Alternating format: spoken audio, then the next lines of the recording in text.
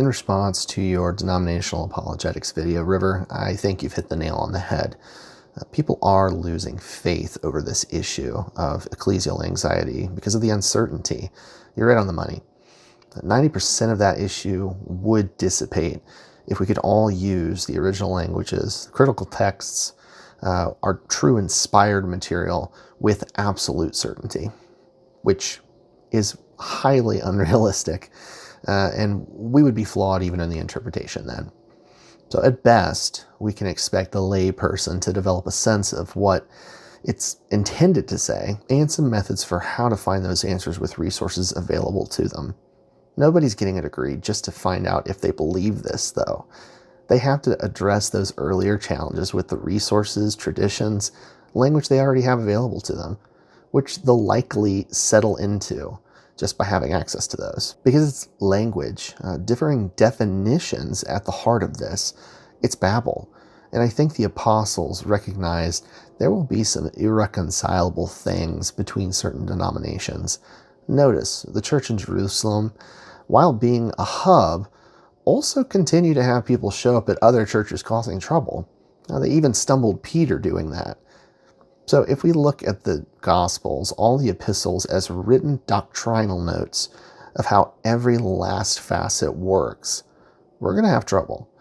Now, we can absolutely get the big picture, the critical notes easily. Jesus died, the death did something salvific for us, and now we can be a part of God's family. Great, we get the gospel.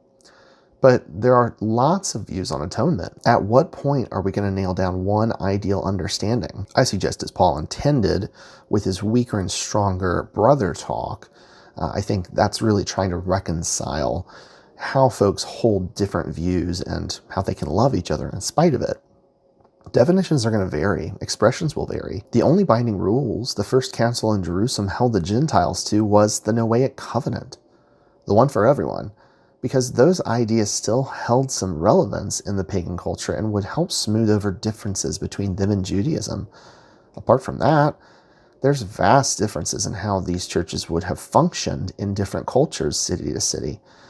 And that's okay, because the emphasis was on learning to better love people we were different from and expanding the reach of the gospel, and not determining a rigid orthodoxy. That, I think, was actually detrimental to the earliest church, and is a trap that these church apologists get into at times. So new language is needed.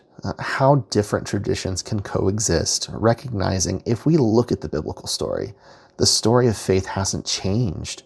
The requirements haven't changed because God hasn't.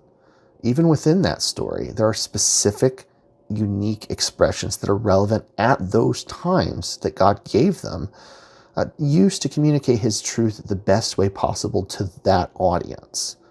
So the same must be true today too, locally and abroad, that expressions can vary, but the allegiance to Christ is as effective as it was for the Gentiles of Acts. Really enjoyed the video, River, and look forward to a follow-up.